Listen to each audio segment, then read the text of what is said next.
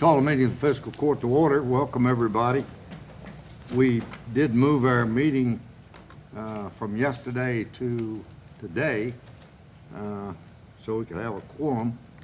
Commissioner Anderson is on vacation. He told us at the last meeting that he would be out of town.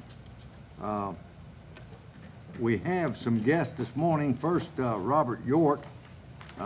Robert and I have been talking, and some folks from his subdivision, hey Kev, are here on it's a portion of an unnamed road to Ponderosa. It's owned by the Ponderosa Landowners Association. And Robert, you want to just tell them what we're wanting to do here? We just want to close off a small portion, or really just say we have no interest, I think, is what we need. That's correct, Mike. There's a small section of road, maybe 100, 125 feet, something like that, that leads off of the end of Knight Lane and goes from Knight Lane, which is a county road, into the Ponderosa subdivision area there. The county's really not had to maintain that road. The association maintained it. They had to pay here a few years ago, and we would respectfully request that since the county has no real reason to have the road, that they vacate that road and it become property of the Ponderosa Landowners Association. I don't know if y'all are familiar. Bobby, you familiar with what I'm talking about? I know about, I'm not sure. Well, this is that piece of road is. this is the park area that is the picnic area owned by the association. Yeah. The only little portion that we have is just a little section right here. And they've had some trouble, people going back there and having mischief and what have you. They put a gate up there. This is for the owners and homeowners Yeah, of no, the I know where that Ponderosa park is. area. Yeah, and, Into the park, just that one little section that just deadheads into the park there. right. And the association has forever assumed the responsibility for maintenance of that section of the road. The landowners association paid to have that section paved. That gate's, it's already up though, isn't it? Yes, Yes, sir. yes. So I don't know if we need to do anything except to say that we have no interest. If it's in our It's in our system, system. We haven't been maintaining it. No. No, sir. Ponderosa I mean, we ain't doing nothing to begin maintained it with. for- But does it show up on our map? I'm sorry, I couldn't hear you. Does it show up in the county's map as part of Probably it does, I think. what we carry? I thought we just went toward Hurley Court and that Knight Road.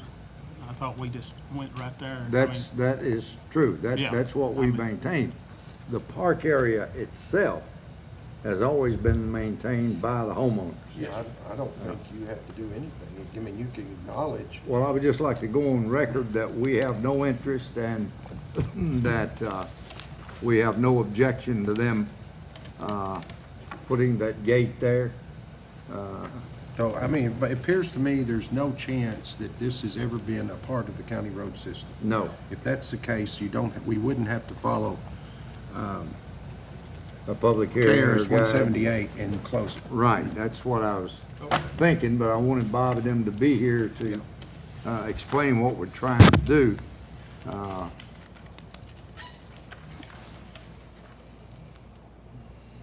I guess I would need a motion to say we have no interest in that section. And that I can it make is- that motion, Judge. All right, we have a motion that the fiscal court has no interest or claim to the road into the Ponderosa Park, that it is the property of the Ponderosa Landowners Association. Very good. Is there a second? Second. Motion and second. All in favor of the motion, say aye. Aye. Any opposed, no. Motion carries. Thank you all, gentlemen. Thank you. Thank you very much. Of course. Frank Murphy. Morning, Judge. Obviously, again, previously, Budget Workshop, we discussed purchasing a vehicle for the EM office.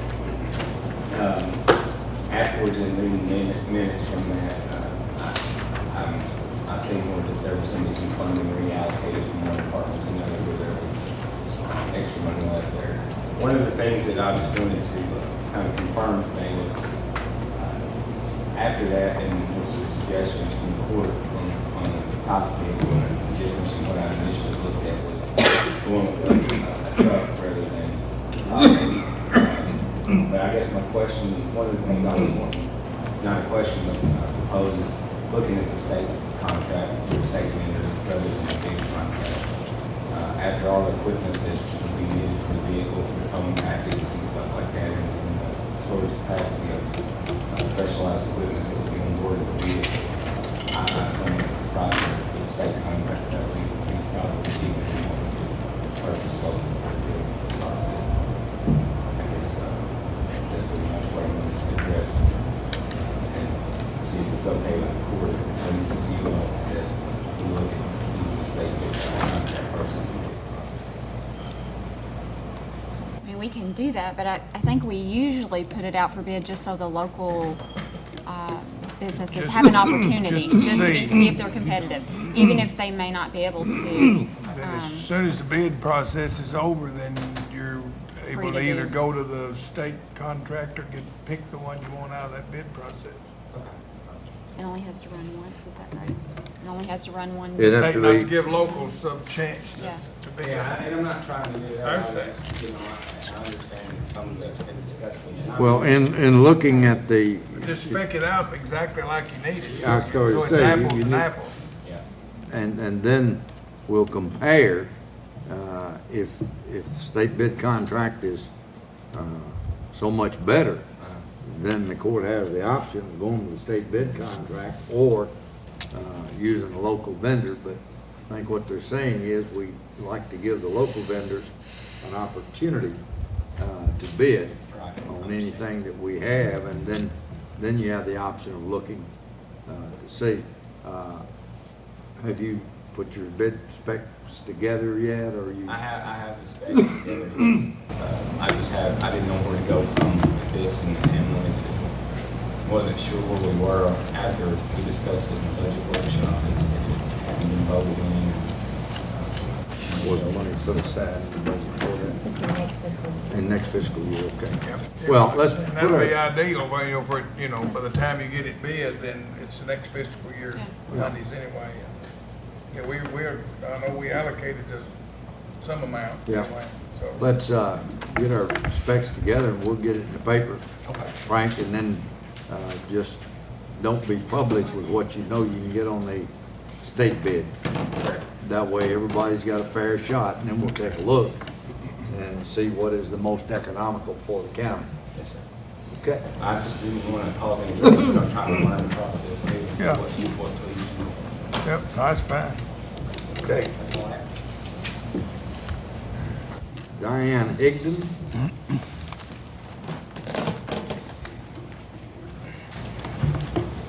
I'm not sure who wanted to take that.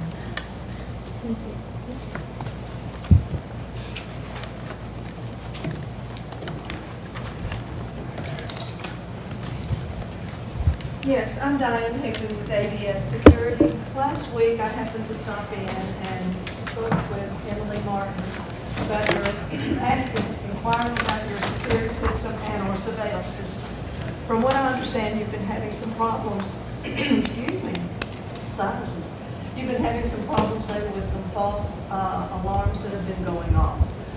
What I've done is gone through your, Emily was gracious enough to show me where your panel was and kind of explain some things. I noticed you had one glass break that's totally disconnected as you walk in this door over here.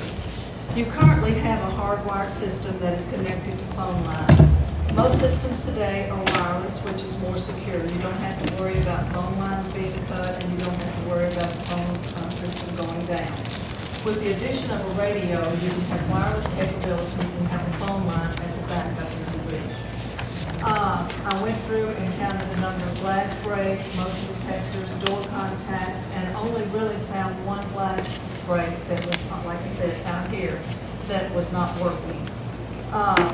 I put together some information this morning on my assessment of your system and what we can do to upgrade it, where it will be much more secure as well as functional. And you will eliminate a lot of those false alarms. I put in there what I would suggest as far as to improve your system greatly. This information was based on what I could see. I wasn't able to test any of it, but I assume all the glass breaks and glass breaks, door contacts, and motion detectors are all working. This quote that I gave you includes labor and installation and just on the alarm system. Some of the things that separate us from some of the other vendors are we are a local company based out of Paducah, Kentucky. Our corporate office is in Nashville, Tennessee.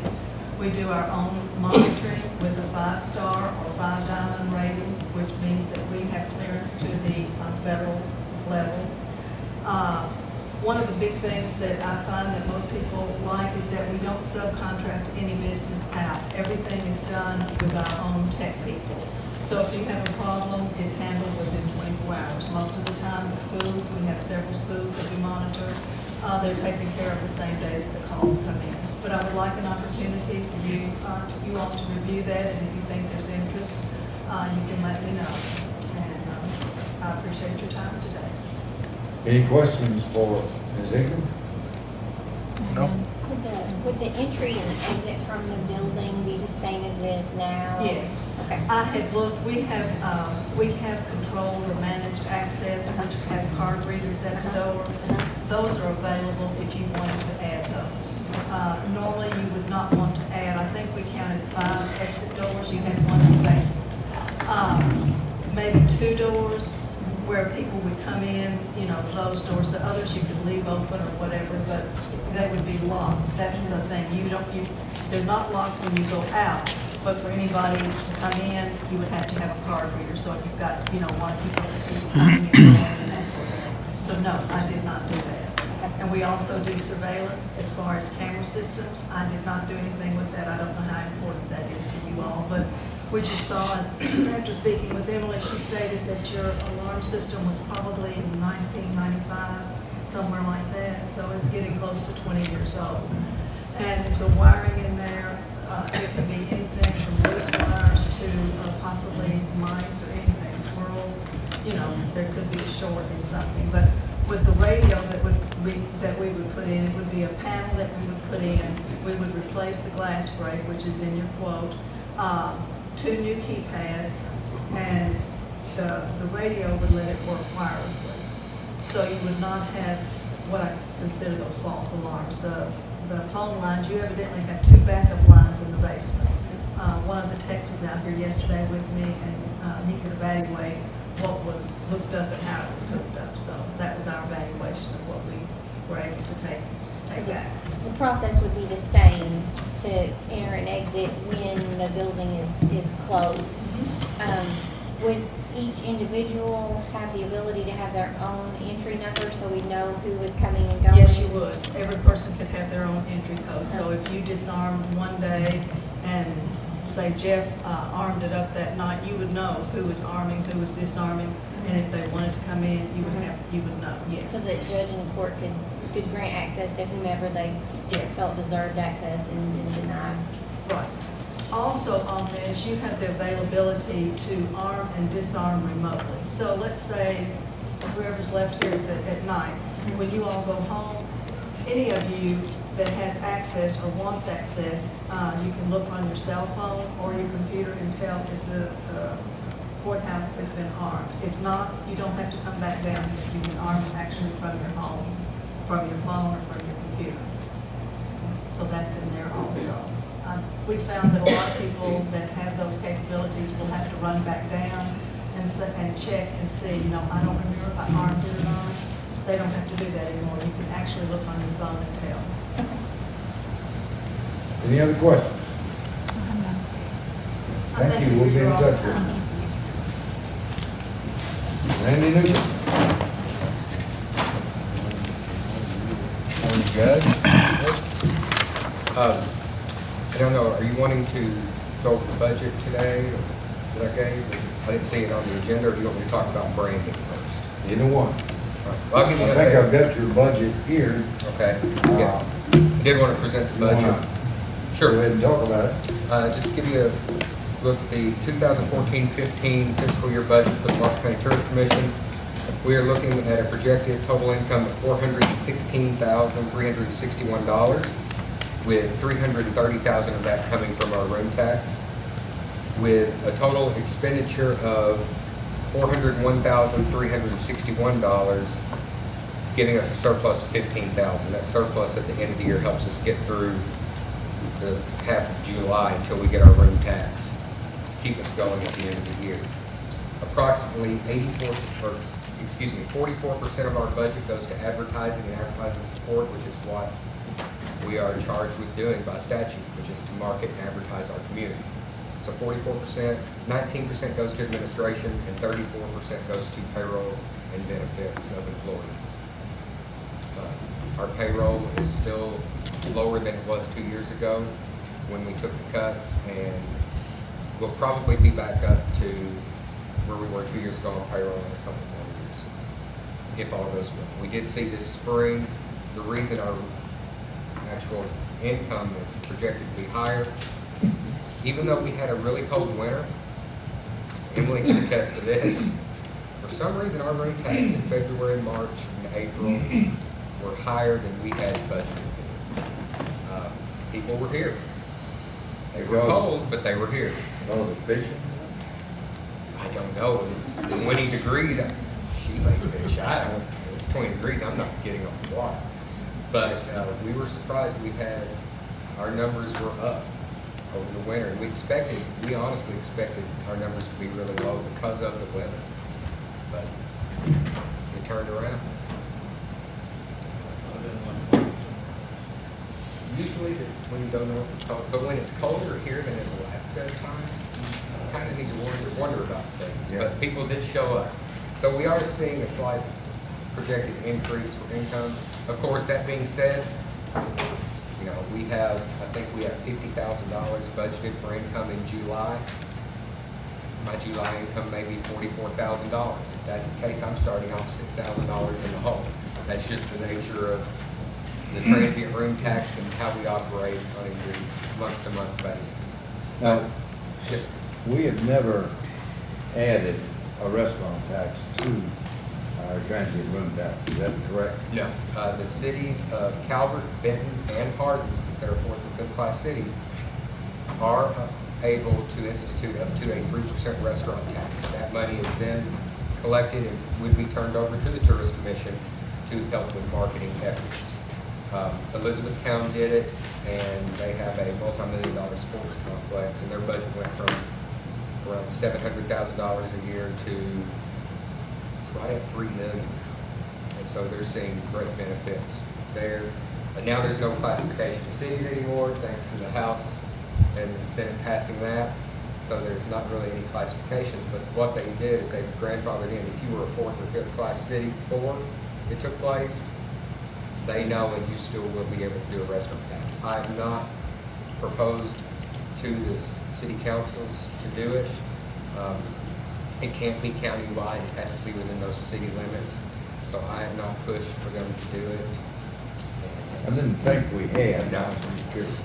No, it is there if they want to do it in the future, but I haven't pushed it. As of right now, with the exception of our room tax, we still get $39,000 this upcoming year from matching funds program. That is down from, Marshall County was eligible for over $50,000 last year. So those, the $9 million sweep in 1% transient money, this is one of the effects. Our matching funds program has changed. In fact, the 9 regions in Kentucky, they no longer receive any matching funds money for the regions. To give you an example, the Kentucky's Western Waterlands, that's a $127,000 decrease. Well, because of that, we, as being on the KWW board, we had to make a decision, and unfortunately, we had to eliminate a position there. We had to eliminate the executive director position at our region because we had, what we were gonna have, a $172,000 budget with $126,000 in payroll costs. 78% of your budget's going to payroll. It just wasn't feasible, so we had to adjust the employees there. And that's just one of the hazards of our matching funds program. But we do get $39,000 this upcoming year. We make approximately $30,000 on our travel guide ads that we sell, our annual travel guide. And with co-op opportunities for advertising, I will place full-page ads in like Kentucky Outdoors or other magazines. And then I will allow our local attractions, restaurants, hotels to actually buy space in that ad. And so that income, we're expecting around $10,000. So they'll be able to, to give you an idea, with Kentucky Outdoors, we take a full-page ad in that magazine 12 times a year. And I sell enough advertising on that they can get in for the entire year for $600, which normally that's what it would cost them to go in one month. So it saves the business owner money, but it in turn saves tourism money, because instead of paying $6,000 for that ad, I'm only going to pay about $3,000 for it. I received some correspondence, and I cannot recall right now, Randy, you may be able to tell me. There was a national magazine that said we were gonna be featured and wanted us to buy an ad of some kind. Do you know what I'm talking about? Well, that could be separate, because every national magazine wants to feature a community if you pay for the ads. Yeah, I was gonna say, yeah. We were honored this year. Kentucky Lake was the best fishing lake in Kentucky. We were the second best boating lake in Kentucky. Did you hear about that? It's because I didn't buy a full page ad in the magazine. That's a lot of those do that, where, hey, we're doing the top 10 fishing lakes in the United States. Want to buy an ad? And if you don't, then all of a sudden we are not one of the top 10 fishing lakes. That's just something they do. Well, since I hadn't heard from your office, I usually get about 2 or 3 of those a month. Some of the more elaborate ones come up with a video. We're going to not only give you an ad for this amount, but because you're one of our featured destinations, we're going to put a 3-minute video on our website for a year, and it will be at the low cost of $16,000, something like that. So it happens quite quickly. I'll let you know when we do get the awards that don't cost us anything. all right. All right. You have heard the proposed budget for the Marshall County Tourism Commission for the year 2014-15, $416,361. What's your pleasure? Motion to accept, Judge. I have a motion. Is there a second? Second. Motion and second. Any discussion on the motion? Being none, all in favor of the motion say aye. Aye. Any opposed, no. Motion carries. Brandy. Thank you. Just to let everyone know, this Friday, the branding committee will be meeting with the branding company. Surveys have been sent out. Local citizens have filled out surveys online. People from surrounding counties have filled out separate surveys, and then visitors and businesses that have visited in the past, they filled out a different survey. So all those results will be coming in. I know what the results are, but I'm going to wait until the committee hears everything on Friday before we release any of the information out. You guys will all hear about it. A couple of things I do want to tell you is one of the big suggestions that's coming from this, it's becoming very evident that a key component of what our brand is going to be is Kentucky Lake.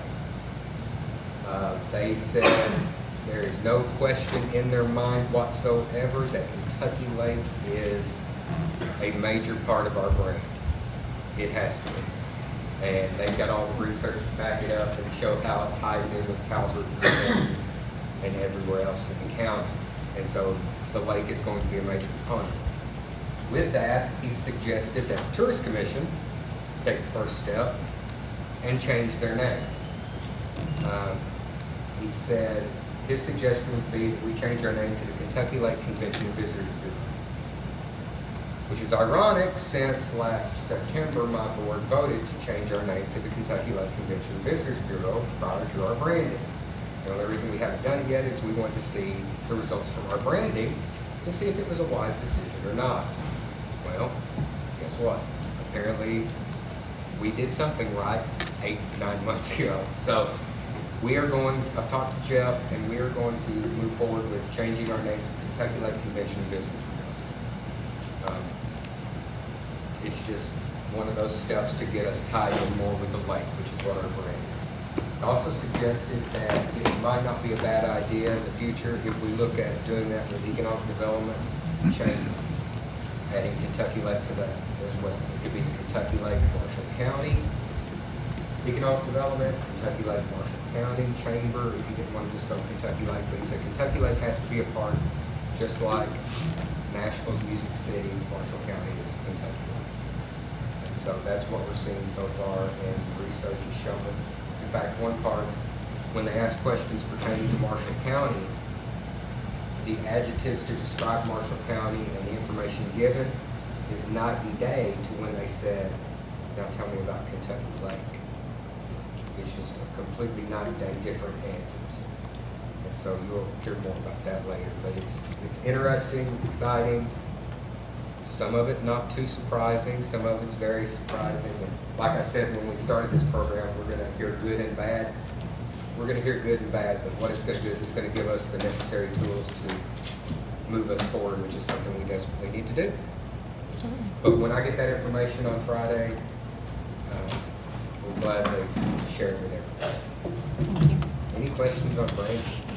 I've heard more about branding in the last 2 weeks than I think I ever wanted to know. Thank you. Thank you, Randy. Anyone else here to address the court this morning? Now let's move into correspondence from the Hope Clinic. Dear friends, we're preparing this year for the fall banquet. This year, our banquet is September the 30th, 2014, and will be held at the Kentucky Dam Convention Center. Our speaker this year is Mike Williams. He has a heart for the ministry and will have everyone laughing and crying throughout the program. We cannot do this without your help. It's been a blessing to us in the past, and we hope that this year you can help us underwrite the banquet again. With your underwriting, all proceeds from the banquet will go directly to the center. This is from Lisa Holland, the executive director. I won't read all of it. Last year, I believe, 2011. Maybe we didn't do anything last year, but in 2011 we provided $500. If you want to think about that, we'll bring it back up again if you'd like a little time to think about it. I'm sure they'd like to know as soon as possible so they can do their proper planning, but the banquet itself will be in September. From Barnhart and Associates, this is a group that Russell and I have been working with, and also with the mayor of Calvert City. Barnhart is formally requesting the exclusive use of the Haddock Ferry boat ramp located in Marshall County on CR 1450 for the duration of 2 weeks. In this time frame, we will close off the ramp to the public, move cargo for Vocker Chemical, and reopen the boat ramp as soon as we have completed our work. The Vocker project cargo is currently scheduled to arrive at the boat ramp on or about July 30th. The actual arrival date will change when we get closer to the 30th. We will notify you of the exact arrival date and will be on site at least 2 days in advance so proper notification can be made to the public. The reason we wanted to get this out, and I've talked to the mayor, they're going to be offloading some vital equipment for Vocker and be moved by road to the plant site. The only big obstacle that I see, and I think the Calvert Police Department is making the proper getting ready for it, is there at the Ashland crossroads there at the Ashland plant. I really don't think, and they don't think they'll have the ramp closed to the public for 2 weeks. But in order to make sure they have ample time, we will be preparing signs. Russ and I met with them, talked to Mayor Jones. Evidently, this is some vital components for the Wacker chemical plant there in Calvert. But anyway, we will be closing that boat ramp for, and we're saying now for 2 weeks in order to offload those barges, move the cargo then from the river to the Wacker plant site. John, Yes. Fish and Wildlife just contacted me about, having Sperry boat ramp too. They had concerns, they had some complaints that there was some problems with the boat ramp, so that, do they have to okay that through Fish and Wildlife, or is that just us? No, it's just us. I don't, Fish and Wildlife, now, they have not contacted me about any problems. They just called me, Is it erosion problems again? they didn't specify, so, and going down there, you know, I can't see anything wrong, they said they've got a lot of complaints. Yeah. The only complaints I've heard, Judge, is erosion. Well, we've had some erosion there by the pavilion, that's for sure. Do we need to let them know also that it's gonna be closed though, so that they get calls? Well, I was assuming Barnhart was gonna do that. But we might let them know, that this is taking place. I talked to Mayor Jones, and, of course, he was okay with it, and we're gonna coordinate, with the chief of police, in moving that cargo. I don't even know what it is, but I know, the ships are coming from, Korea. They're on the water now, will be coming into the port of New Orleans, and then brought upriver to the Calvert City destination by tugboat. So whatever it is, that's okay. All right, from the Marshall County Ambulance Service, the Kentucky Office of Homeland Security has opened its application period for FY 14-15. One of the requirements for submitting an application is a resolution passed with the fiscal court allowing me on behalf of the ambulance service to submit an application. Last year, the ambulance service was awarded $19,000 for the purchase of stretchers with power lift capabilities. The funding assisted us in purchasing 3 stretchers, which allowed us to outfit half of our ambulance fleet.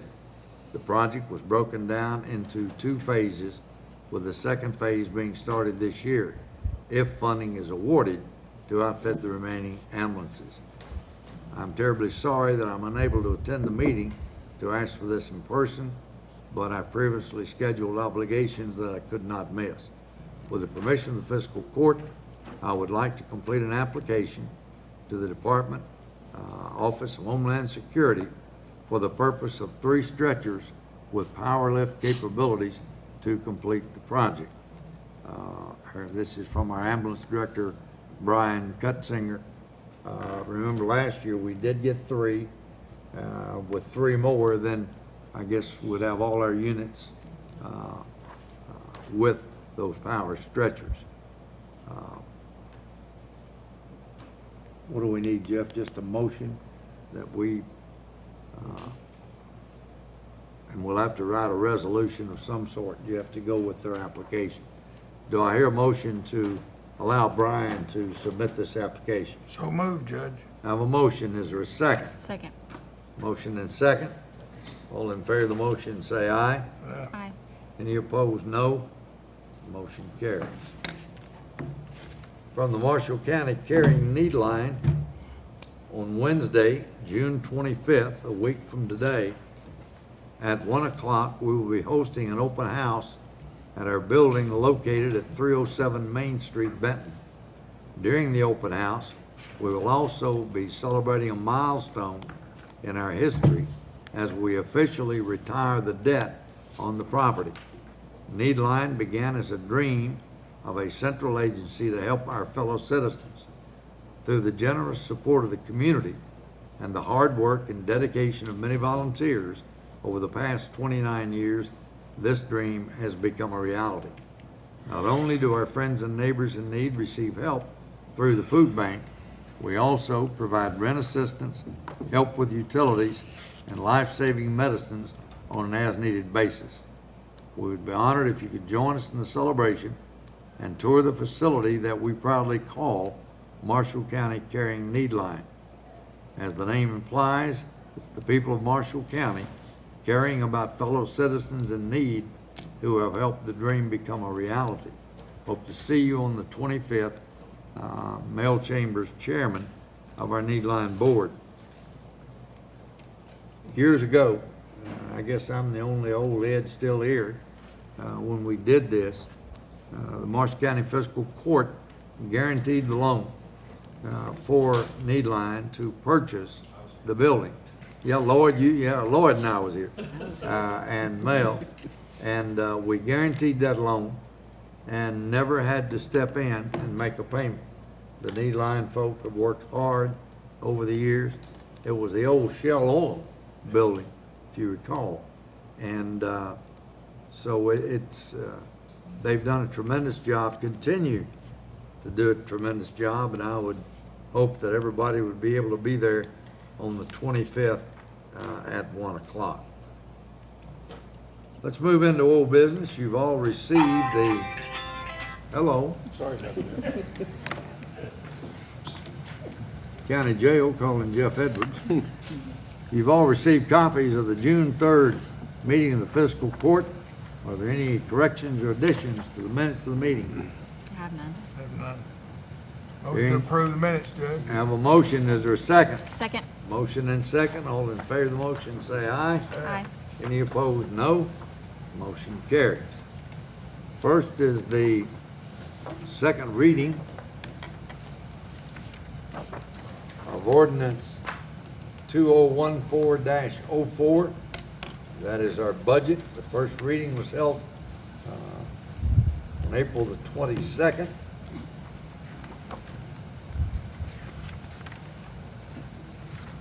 I'm not gonna read the whole thing unless you want me to. We have the approved 14 and 15 fiscal year budget from the Department of Local Government. Of course, we have to send it up to Robert Brown, our state local finance officer. Then he approves it for form and classification prior to the second reading. Emily, is there anything? This is an ordinance relating to the annual budget and appropriation.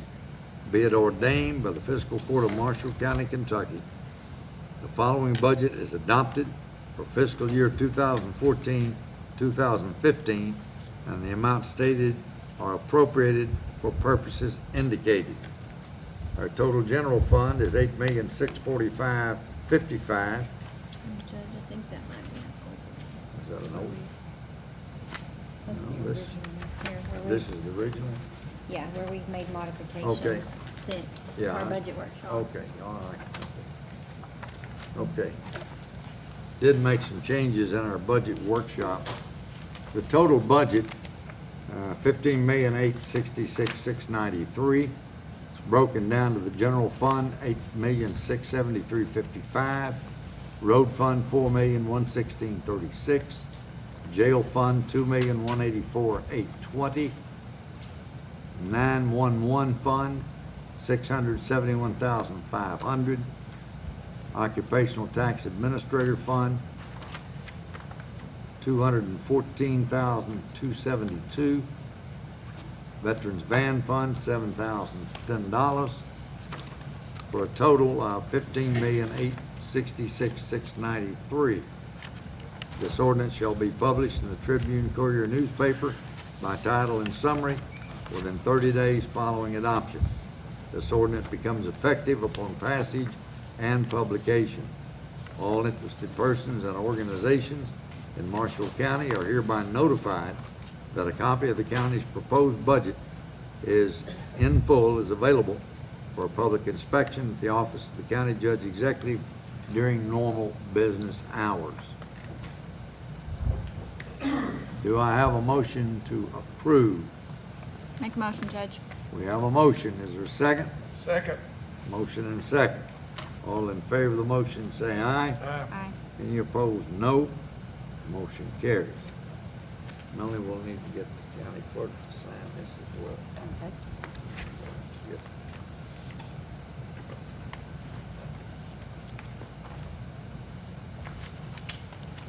Next, we have the second reading of ordinance 2014-05.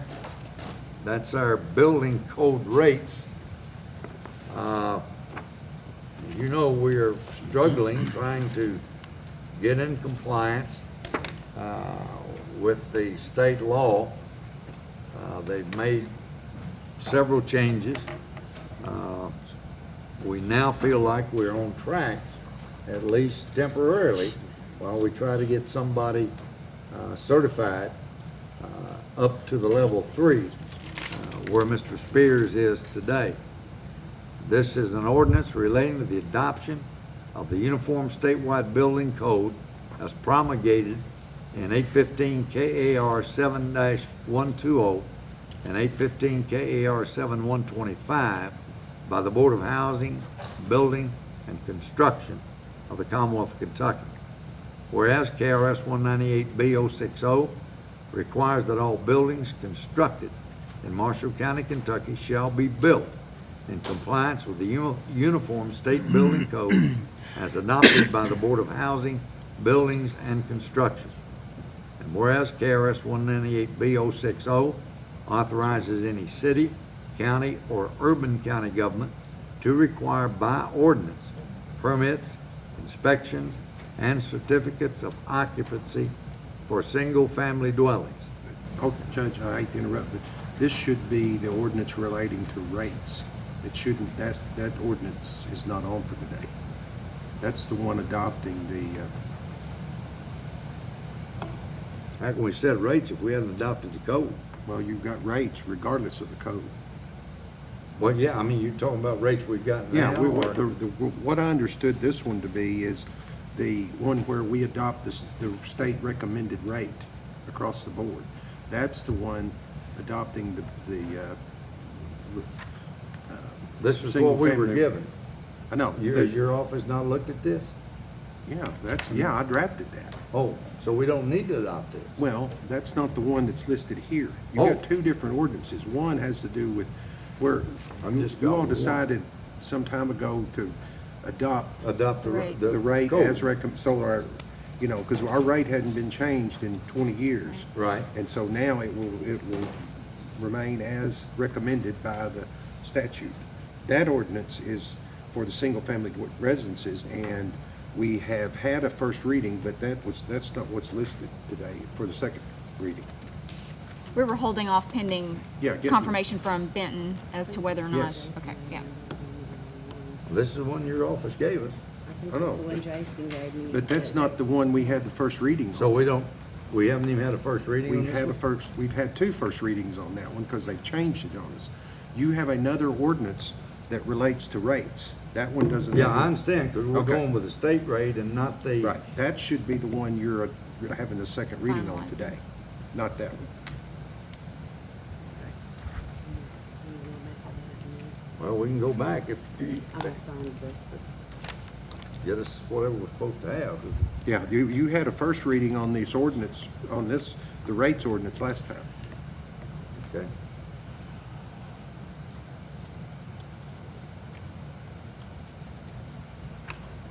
So, we can go call Jason and see what, This, I believe, is the one that he gave us, Jeff, because I questioned him on it, and on section 4. Just it permits says and permits fees. and fees, because the original has not been changed yet, and you've had the first reading twice on the other one. Section. This one sets, let me see it. This one says for building inspections, the same rate set and charged by the state. That is, okay, inspections. I'm sorry. That's, That is the correct. But the way it started out, it sounded like the other one. from my understanding, he was saying since the well, if first your one office will hasn't. give us the correct wording, we'll that is the try to correct do wording. that. Well, that's what confused me last time. Remember, we had the big debate because I thought we were saying, okay, we're starting the I program know, because that's and the way like- it sounded. Yeah. Okay, To me. so you are Since- correct. But since the second reading hasn't been held on the first one changing, You read it. We'll adopt it. All right. All right. Make any changes you want to make, Jeff. let's see. I don't know where Mike got to, but it's on I'm gonna page start 2. at, therefore be it ordained by the Fiscal Court of Marshall County as follows. Section 1, adoption of the Kentucky Building Code, that the Kentucky Building Code promulgated 815 KAR 7120 and Kentucky Residential Code promulgated in 815 KAR 7125 by the Board of Housing, Building and Construction, Commonwealth of Kentucky are hereby adopted in full as an ordinance of Marshall County as set out in verbatim.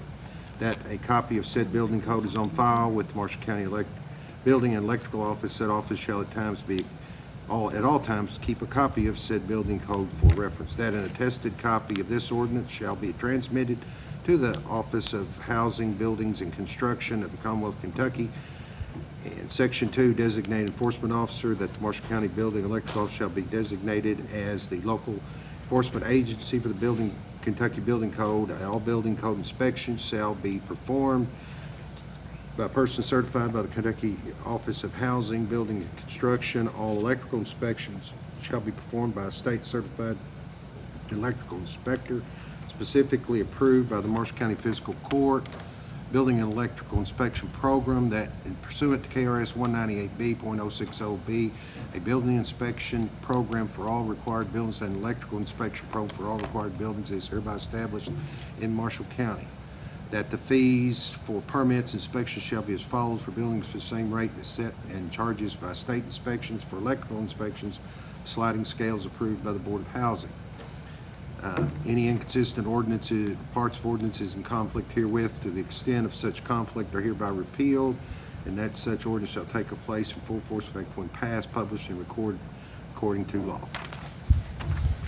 And that's Sorry not about that. establishing the program, that's just setting the No, that rates. is just the, that adopts the code, As it stands. which is we've done. Which you have to do anyway. Yeah, which we have to do anyway. And using the state rates. Right. That's Okay. instead of what we were doing. We've only had the first reading of the one that actually adopts the Yes. program, and then And we'll. then apologize the for my inspection program then will be our next step in the setting the inspection program and adopting it. Right. Okay, After the state decides what the county's supposed Yes. to actually put in Yeah. the ordinance and quits changing it. yep. All right. You heard the second reading of ordinance 201405. What's your pleasure? Motion to approve the ordinance. I have a motion. Is there a second? Second. Motion and second. All in favor of the motion, say aye. Any opposed, no. Motion carries.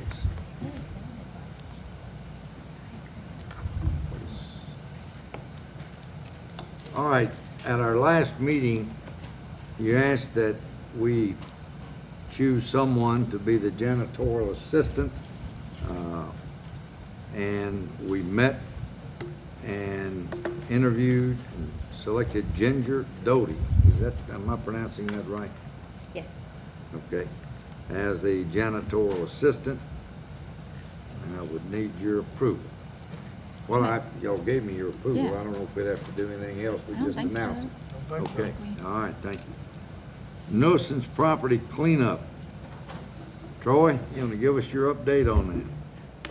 Well, Judge and members of the fiscal court, I want to start off by saying that y'all have done an excellent job with this touchy situation. It's hard to deal with situations when you're going to take the property. Not only y'all, the refuge board, the sheriff's department, I think everybody's pulled together and tried to have one common goal. The 6 properties that y'all bid out, as of right now, 2 of them are basically cleaned up. So we're going in the right direction there. And when me and Melanie had drafted all them properties, we were kind of blind on how to do that. We didn't put in there that whoever got the bid had to supply where they were disposing of that. It just said dispose of the property. And we went to Kenneth and explained to him, and he's going to supply us with his tickets. So we don't have any smoking guns, no lawsuits that we're going to be looking at down the road. The other 5 properties have been a little more challenging. I have a contract which y'all have before you on 1 of the 5. I'm working with them on the rest of it. But what I'm here to do today is to turn that back over to y'all and ask you to let me continue working with them to move forward. And they are making Once it's progress. Through the Yeah. appeal process, we're here. Is that not correct, Jim? That's right. And I present it back to you, which I'm with you already Right. in this process. But they're making progress. Yes, yes, ma'am. Right. Did y'all get some of this, Yes. properties that's already been I think they've cleaned already up? cleaned one entirely. Yeah. Yeah, that Right. would be Kenneth has already cleaned one of your properties, 1623 Louisville Highway is done. No, on the other. Five. The other one was 25 Hall Drive, if I'm not mistaken. No, I mean the ones that you all are handling. The They're, ones that I'm handling with the other property Yes, owner they've has already already- started on it. yes. And you have a contract on one of them. Mm-hmm. And they've given me names of, here's the problem, y'all. You've got not just one thing across the board. One of them needs to be remodeled, Mm-hmm. and that's what they want to do, and that's fine. And Sam Anderson is going to handle that from what they told me. Another one needs to be demolished. Sam Mm-hmm. Anderson's not going to come in and do that. They need to hire somebody for that. The trailers were different than somebody that comes in to demolishes a home. So I think their heart's in the right place, and I think they're trying. That's my recommendation to you, is that you ask me to continue working. Well, as long as we can see progress, I think the main thing that we all want is not to be harmful or hard on anybody, but the neighbors who have to live in and around these properties and see their properties devalued because of it have some rights as well. And as long as they're making progress, you know, I met with one of them yesterday, and I think he understood where I was coming from the time we got through. Yes. Because, you know, I wasn't trying to be hard to get along with, but I wasn't gonna be lectured to either. And we have an understanding when he left, and I think he was gonna call you, and I think he We did. spoke after that, Judge. Yeah, so hopefully, we'll move on. And I'll But be this glad- one looks real good, where they've already Oh, finished very it, good. so. That, if you can remember, that home had the Oh. whole center section of it. Yes. It collapsed, yeah, I mean, it was just two barren walls on the outside, yeah, and it looks immaculate, so. okay. And if y'all got any more questions, or if y'all think. And I do have a letter here, from, Ms. Dedman saying that she is trying to wind down her business affairs. She's gonna take steps to take care of this, and I think that's basically what they told you, and as long, Yes, you sir. told them as long as you can see progress. What they're wanting to do is to work at it at a property at a time. Okay. Not just fly in and say, Right. I can clean up 5 properties, and we know that's not possible. Yep. Kenneth has only cleaned up 2 or 6, but Gilbersfield is so low, and we've had so much rain. Yeah. I mean, Kenneth was challenged just to where he was gonna get rid of it, because he went from Waste Path all the way to move to Mayfield, because he couldn't get into Waste Path. And that's where he had to go. Do we need a motion to turn it back over to Troy? No, Just I let him. think you No. just, To allow him to follow. Because we haven't, those properties, we have not advertised. Right. So as I'm long just as asking it's, for y'all to long give the as- authority to yeah. keep negotiation. as and long working as it it's out. always all he needs. in negotiating, I'm fine with it. I think everybody is. Now, we do have 2 properties that I want to talk to you about that was turned over to us last time, Kev. Actually, there was 3. One of them, I think we've got solved. One that, of them was handled last night. Troy took care of it yesterday, and we do have the Steve York property on 440 Tubbs Road. You never did get a response, did you, Kev, from anybody on that? Nope. And Jim, is that right, Jim Clark? J-E-M, 104 Frontage Road, Frontage Lane of Benton. Would need to advertise to get those properties cleaned up. Judge, can I see them? Yeah. These are the 2 we got.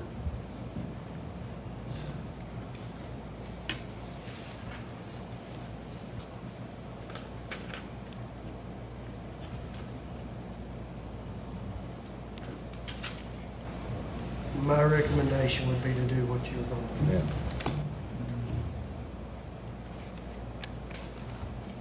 Do I hear a motion that we advertise to have these properties taken care of? Make a motion, Judge. Have a motion, is there a second? Second. Motion and second, all in favor of the motion say aye. Aye. Any opposed, no. Motion carries. Thank you. All right. We advertised in our paper of record yesterday, we'll have one more for the 80-20 bridge project, a 40-foot clear span, 22-foot clear roadway bridge with a 2-foot guardrail. We will be opening the bids. We've advertised for July 1st. Now, it's my understanding that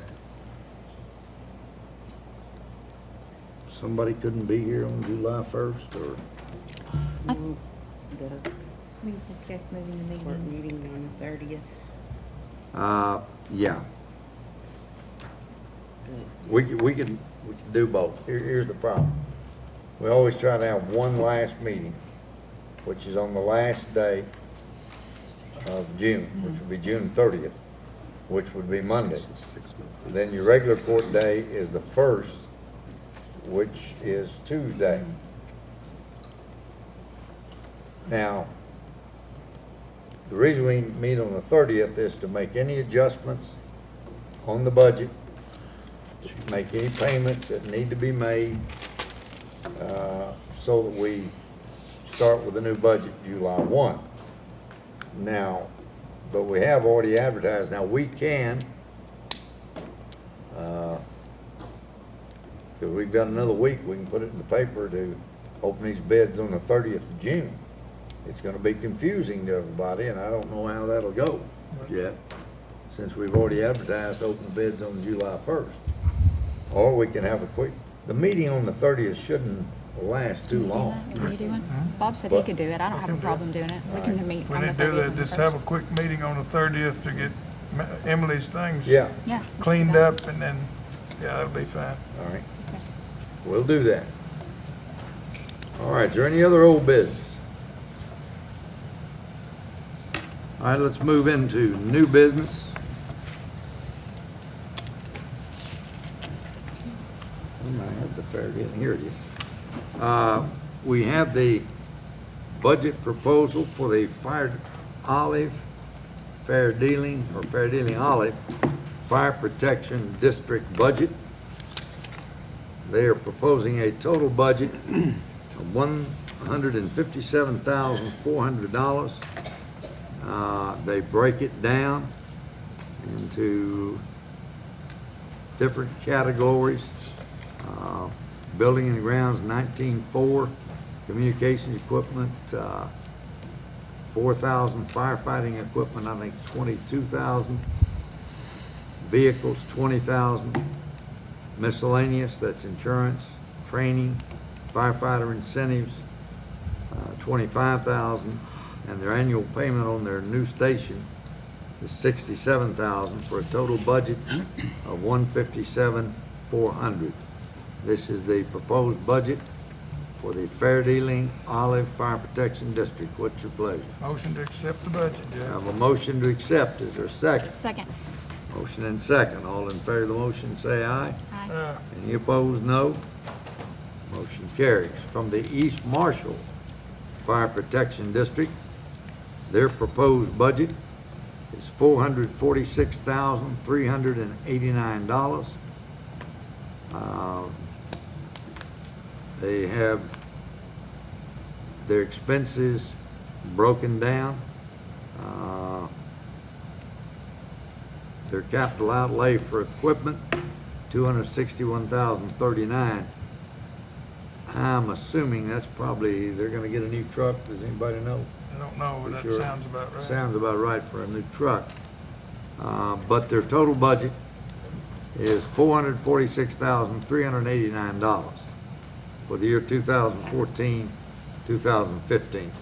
What's your pleasure? Make a motion to accept, Judge. Have a motion to accept. Is there a second? Second. Motion and second. All in favor of the motion, say aye. Aye. Any opposed? No. Motion carries. From Hardin South Marshall, their proposed budget is $94,350.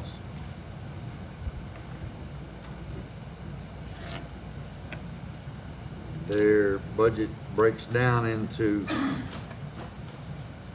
their taxes is $77,000, intergovernmental revenues $8,500, interest $25, for a total of $85,525, carryover of $9,278.89 from fiscal prior year, for a total of $94,350.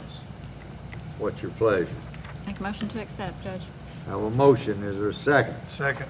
Motion and second, all in favor of the motion, say aye. Aye. Any opposed, no. Motion carries. I want to remind all of our fire departments that they will have elections this Saturday. This is per KRS requirements for either the firefighters or their property owners' trustees. We ask that all of them notify our office with the results, so we can keep up with all of our board members. We have some reappointments that are up today, and I'll go over them one at a time. From the Aurora Ross Fire Department, Harry Holliday, for another 3-year term to expire 6/30/2017. Motion to approve appointment, Judge. I have a motion to approve Mr. Harry Holliday for another term. Second. I have a second. All in favor of the motion, say aye. Aye. Any opposed, no. Motion carries. The East Marshall Fire District. Now, only which one is ours, or both of them? Just okay. Mr. Richard Bay, of the East Marshall Fire District Board, recommend a 3-year term, expiring 6/30/2017. Motion to approve the appointment, Judge. I have a motion. Is there a second? Second. Motion and second. All in favor of the motion, say aye. Aye. Any opposed, no. Motion carries. Holly Fair Dealing. Mr. Robert Phelps. Term to expire 6/30/17. Motion to approve the appointment, Judge. I have a motion. Is there a second? Second. Motion and second. All in favor of the motion, say aye. Aye. Any opposed, no. Motion carries.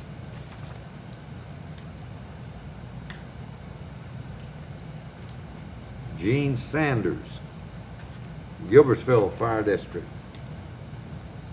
Make a motion to approve, Judge. I have a motion to approve Gene Sanders. All in favor, say aye. Aye. Any opposed, no. Motion carries. South Marshall Hardin Fire Protection District. Rena Jones. Term again to expire 6/30/2017. Motion to approve that appointment, Judge. I have a motion. Is there a second? Second. Motion and second. All in favor say aye. Aye. Motion carries. Bryansburg Palma. Weldon Solomon. 3-year term.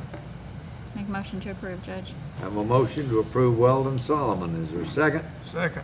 Motion and second. All in favor say aye. Aye. Any opposed, no. Motion carries. Possum Trot Sharp, Fire Protection District, Robert Johnson. Robert Johnson. Make a motion to approve, Judge. I have a motion. Is there a second? Second. Motion and second. All in favor of the motion, say aye. Aye. Any opposed, no. Motion carries. The West Marshall Fire Protection District Board, which is now, is that what they call it now? They West Marshall. changed it all, it's all West Marshall, right? I think it's From right. E&O and Harvey. This is Johnny Hamlet. Johnny has been a faithful member of the board.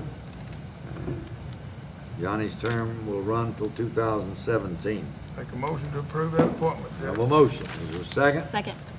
Motion and second. All in favor of the motion, say aye. Uh, Any opposed, no. Motion carries. That pretty much catches us up on our board appointments. Now, say again, Saturday is the election.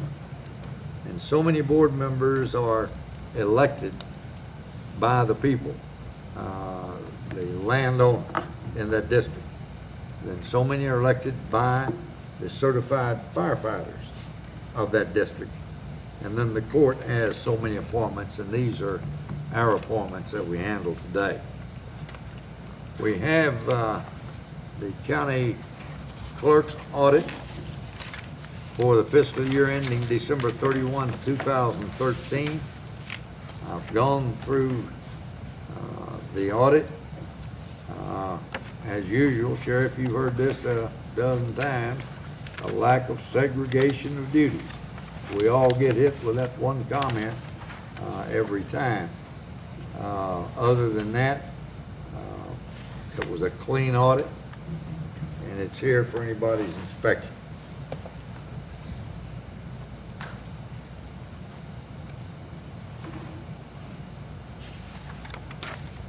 AOC agreement, what have we got there? What is, you have it? Usually we have this about a month ago. I don't have anything. This is the original one, and I have a copy. All right. I had, back when we started budget workshops back in about March, I got a letter from AOC telling us that they were gonna revise the way they pay us, but they always send this agreement to let us know what we can expect to receive. Well, they hadn't sent it, and well, I got it, last week, actually. And they had told me originally that we would be going down from $4.51 a square foot, however, couldn't get any of those numbers to match as to how we were getting paid that. But anyway, down to $4 a square foot, so I budgeted for a reduction. However, then this agreement, actually shows about a $40,000 increase. So I do not know where they're coming up with their numbers, nor am I confident that this may be what we get from them. So, but to be getting something, we need to go ahead and approve this. And I would rather have our budget reflect that we expect to get less than more. So, I would suggest to go ahead and approve it, and hopefully I can get worked out with them a reasonable number that we won't be having to owe them money back or be shorting ourselves. All right, they are estimating the annual reimbursement to us for our court facilities reimbursement of $298,602. Now, is that what you had figured, or is what they? That's what they have figured. That's what they have figured. So that's a little more than we thought we'd get. So hopefully that's what we will get. I hope that's accurate, but. Yeah. Do I have a motion to approve the agreement with the Administrative Office of the Courts, Commonwealth of Kentucky Court of Justice? Motion to approve the agreement, Judge. Have a motion. Is there a second? Second. Motion and second. All in favor of the motion, say aye. Aye. Any opposed, no. Motion carries.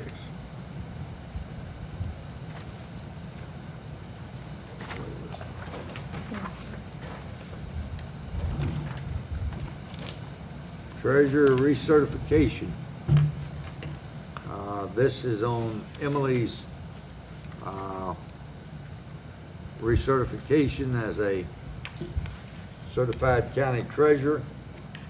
This is to notify you that you have met the requirements for the 2014 recertification under the treasurer's program, training program.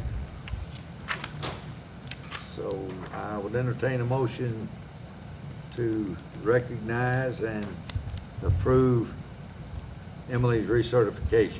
Make that motion, Judge. Have a motion, is there a second? Second. Now you understand, there's not a big raise goes along with that, but there is some compensation Yeah. for receiving all your training hours and that sort of thing. I thought she was gonna ask for a raise, so I was ready for that. We don't have to do count the 10. count Enter the 100, but- fund transfer, Emily.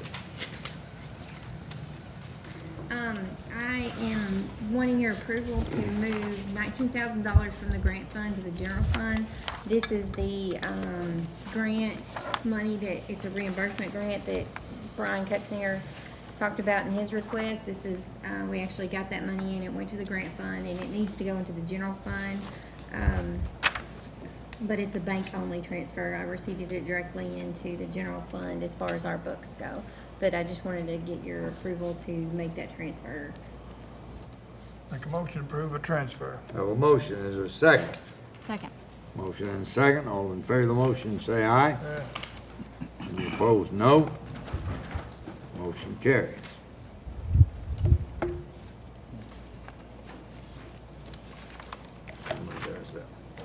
Appropriation transfers. You Appropriation. should have a list, do y'all all Yes. have that list? Okay, Yes. good, good, good. Appropriation transfers should balance out to zero, my report does. We only have a couple of things that I was not able to pull from within the department, that will be coming out of reserves. There it is, the hospital's contract agreement amount, there's $11,200 there. The only reason for that is that, beginning in June's payment didn't happen until July last year, so we've actually got 13 months in there. And then there is an ASAP program that there were funds in there. We have those funds, they were carried forward, but I didn't just reallocate them within the budget. So you have $11,851 coming out of general fund reserves, road department reserves. There is $102,000 for personnel salaries and $20,000 for the retirement match that will be coming out of road department reserves, to cover those new hires. And everything else was covered within the department's internal budgets.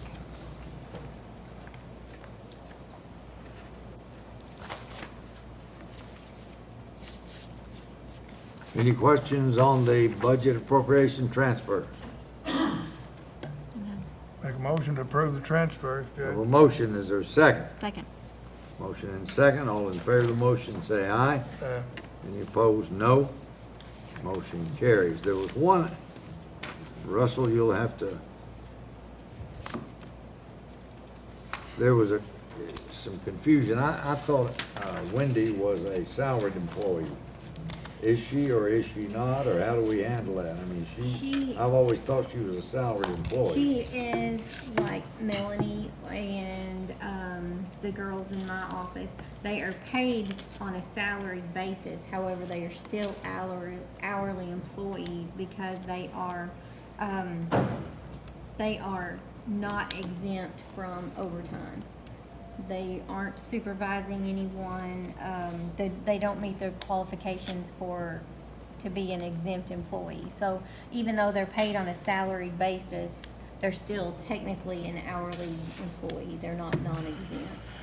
And that, They're not exempt. Is there a advantage or disadvantage? I mean, I just had in my mind that The there advantage was, of her being paid on a salary just was so that we know what she's gonna be paid and when she's gonna be paid, and so does she. well, that exempt, non-exempt status is what I put in that manual years and years ago. Now, as you all know, the legislature changed the Yes. law regarding overtime, and that allows the employees to select whether they want to be treated, have overtime or Comp time. comp time.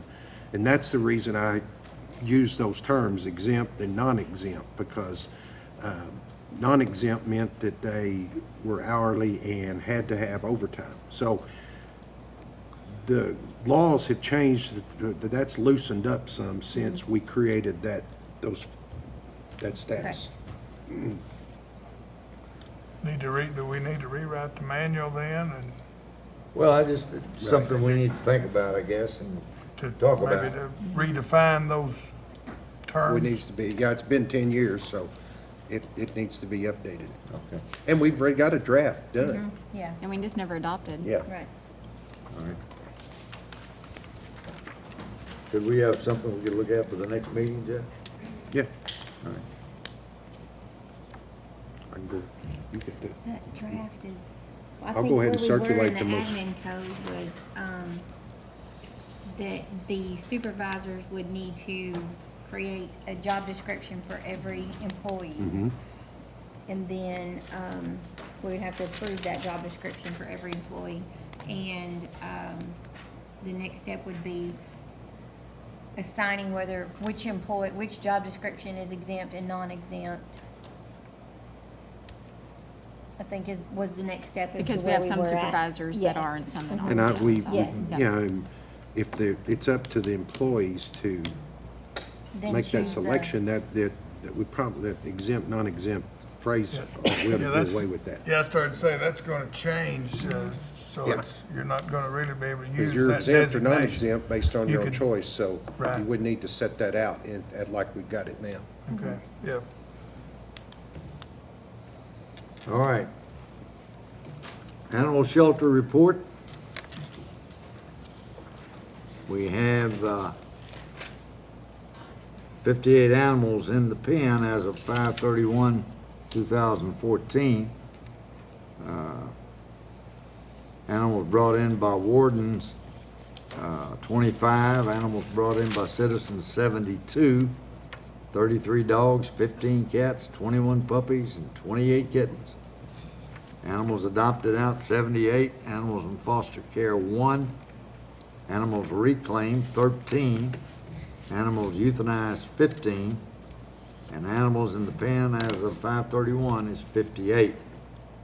We had adoption fees of $2,057. That's the animal shelter report for May of 2014. You've all had an opportunity to review the bills.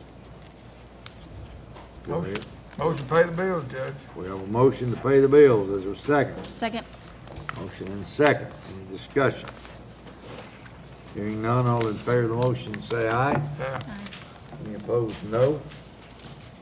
Motion carries. Any other business I have come before the I have a court? question, Yes. Judge. When we met, well, Troy is gone now, we met with the residents in Old Gilbertsville at their neighborhood watch meeting, and we had discussed having a county cleanup day. If we were to clean the ditches on county right-of-way, do we need to have, what type of permission are we allowed to do that? Several of the residents, they expressed, are unable to get out and physically clean their ditches. Some have just burned in the ditches and left debris, and it's clogged the drainage areas. So as a temporary relief, we had talked about having a community cleanup day, but since it's on county right-of-way, what type of permission would we have to do that? Permission from, Does the county need to approve us as a group being out there because the residents want to get together and just go clean out the ditch lines? Well, your problem, and I don't think we'd have to have any approval from us. We go down there from time to time with a grate off and dip those ditches out, but you've got a problem in that some of those residences there do not have cross drains in their driveways. So, it's, the water's not getting out. I mean, it's low anyway, and I understand that. But I don't see that anybody would have a problem with the neighborhood No, I watch or mean- the neighborhood group doing that, even though it's on our right of way. Now, I want to make sure they don't harm the road driving surface. you talking about excavation? No, they're Just wanting to debris. go out there and just, several of them are just clogged. They're just wanting to, clear out the drains that can be I cleared mean, I out and think as just long as rake the fiscal ditches, court basically. endorses cleaning them out, I mean, that's all, they In just, case there was a. Yeah, I wanted to just make sure. If there was a resident there that says, well, that creek, I've got that debris in that creek for a specific reason. Now, the road department could go do it, but if the fiscal court said you can do it, that would be fine. Okay.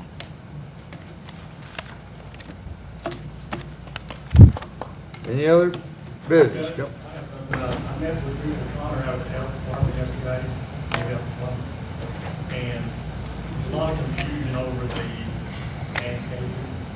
The city of Benton is No, there's no confusion over it. The city of Benton said they were gonna do the landscaping as long as we provided our guy to supervise it. Well, they, Mr. Connor had met with the city of Benton, and their landscaper is gonna go out and plant plant some trees that are supposed to be planted, that's all he's gonna do. Right now, they need somebody to go out and spray, number one, we gotta spray for weeds because the sod company can't come in until everything's killed. We gotta do some dirt work, we gotta remove all the debris that all the contractors left that they didn't clean up. And we've got a lot of, tilling and dirt work to do, so I've got a crew out there today doing a lot of that. We're gonna work the rest of the week, and we're gonna go ahead and get that done, so that, now, the city of Benton will come in and actually plant after everything's done, which is what they say is all they're supposed to do. So, I just wanna let you know that Mr. Collins was very, he's getting the runaround, so I said, we're gonna. I must have missed out on something. You and I both. I thought it was gonna be up to the city of Benton to do all the landscape work. All they needed was an As long as we agronomist. Just needed our agronomist to go out there. That's not happening, and it's, a lot of it, like I said, the cleanup with the contractors, that should have been cleaned up by contractors, and what even done, so we're out there today doing some things. Okay, Might want to mention that at the board meeting you on. better believe I'm gonna miss the board meeting Friday. Larry, what about some of the cleanup that you all you've been doing at some of the satellite parks, the fish that have been dumped? Has there been any change in that, or y'all still having to clean? In all of our day parks, we're having to clean up, one is the bow fishing, they bring them up on the banks, they take pictures, they just dump them out in the parking lots, and we're having to go and clean those up. Emily? We've had a lot of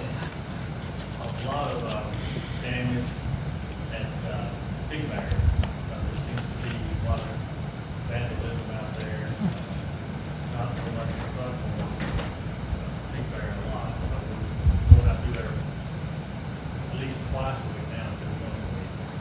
Troy and I were just talking about it, but they take care of this in the trash. When you're talking about vandalism, what, give me an example. Tables, there are a lot of graffiti, trash cans, turnover, porta johns, those type of things. So we're having to. We've talked about some possibly cameras and some things. I don't know if we're prepared to do any of that. The company's now gonna give us quotes on cameras, so maybe we can get those out there and break some of that. Well, these people is, Police it since they're open 24 hours a day, but Right. police it. well, these people are just leaving fish up on the bank. Now, there's got to be, if we have to pass a home rule ordinance, then we need to get something drafted. Because that's getting to be a problem. It's, bad. Same way below the dam, and that's not even ours. Right, But I'm getting complaints from there. Haddocks Ferry's another one. Haddocks Ferry is one of Bad. them, yeah. Claims about 1,000 pounds. Yeah. The Bow Fishing Association of America has put forward a $500 reward for anybody that turns in anybody leaving the fish on the bank or dumping them on the bank. All you need is to snap a picture of them, get a copy, or include their license plate so they can identify them, and there's a $500 reward for turning them in. And what exactly are they supposed to do with them? You legally in Kentucky, what you are supposed to do is you are supposed to either slice their bellies open and basically gut them, or you can puncture their air float. If you pop that air float, they won't float back up to the surface, and they sink, and And you they dump go them to in, be and you put them food back in for the other river. fish and That's what turtles I and thought, stuff. And right. that's what you're supposed to do, is pop that air float Right. and just chuck them back in the water. That's what I There's thought. not a lot of work to it. I mean, No. yeah, I think they're good after they've cooked out there on the pavement for a while. Judge, what were you talking about? Is there something that we could do as a county to? Well, Discourage you it, know, or- I don't know what our home rule powers are. Well, But I'm saying it's if we- littering. If- Yeah, there's signs gonna get to posted out enforce there. it? The Well, I mean, that's the BAA problem. Yeah, posted it's some hard to catch 'em. signs, and then there's About signage say out there you thank posting that Director it's Jolly for criminal that. littering. I mean, if you could just, like one time, catch somebody and make an example of it, then maybe it wouldn't be done anymore. Because that There- one cleanup was huge that you there- all had to do. There have even been some of our fellow boat fishermen taking shifts at the ramp trying to catch these people doing it and trying to ward it off. Mainly the one below the dam there at the tailwaters is the one they've been doing that at. Okay. Okay. All right, any other business? Yeah, I'd like to advertise to have a surplus sale. We got a pickup and 4 or 5 culverts and a steam jenny and a bunch of scrap metal. All right, you heard the request. Do I hear a motion to allow Mr. Russell to advertise for a surplus property sale? Motion to approve the sale. I have a motion, is there a second? Second. Motion is second, all in favor say aye. Aye. Any opposed, no. Motion carries. Any other business come before the court?